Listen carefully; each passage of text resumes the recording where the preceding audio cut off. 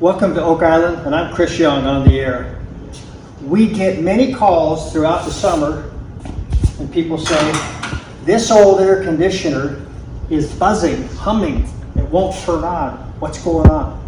Well, believe it or not, sometimes it's something little bitty called an earwig laying in the contactors over here. Bugs. Other times it's an electronic switch. Either way, you need to have us out to take a look at it at the same point in time as new technology of today will use a third of the electricity it takes to run this system. So yes, there are some things you can do if you're hearing that buzzing. Make sure your fuses are good, the breaker's on, but over and above that, consider upgrading this old guy. This beach from the east is not always your best friend.